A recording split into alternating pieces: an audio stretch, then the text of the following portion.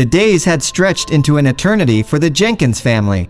Frankie, their beloved cat, had gone missing several days ago, leaving them in a state of worry and despair. The children, Emily and Daniel, had tearfully searched every corner of their neighborhood, hoping to catch a glimpse of their furry friend. Rachel and John, their parents, tirelessly combed the streets, posting flyers and knocking on doors, desperate for any sign of Frankie. One afternoon, as they were driving down the road in their worn-out minivan, their eyes fixated on every stray cat they encountered. And then, there it was, a cat with fur the same hue as Frankie's.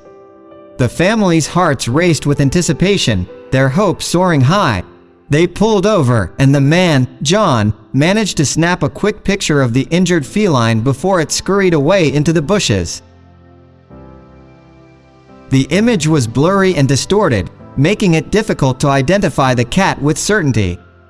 It could have been Frankie, but the injuries were severe, and the fear of confirming their worst nightmare kept them at a distance. The family reluctantly accepted the grim possibility that it might be their beloved pet. Filled with grief, Rachel couldn't bear to face the painful task of finding the body herself. Instead, she made the decision to have Frankie cremated, hoping that somehow it would bring closure and help her children cope with their sorrow. They said their goodbyes, holding on to the hope that their beloved companion was now at peace. Days passed, and a heavy cloud of sadness hung over the Jenkins household. The once vibrant laughter of Emily and Daniel had faded into a silence that echoed through the halls. They gathered in the living room, seeking solace in each other's presence, trying to navigate the depths of their grief. Then, as if in response to their unspoken prayers, a faint sound broke the stillness. John's ears perked up, and he strained to listen. There it was again, a soft meow, drifting through the open window. His heart pounded with a mix of disbelief and overwhelming joy. "Did you hear that?" John whispered, his voice trembling with hope.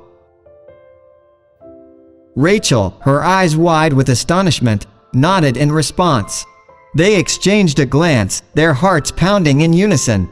Without a moment's hesitation, they rushed outside, their feet barely touching the ground. And there, on the front porch, stood Frankie. His fur was slightly matted, his body thin and weak, but his eyes sparkled with recognition.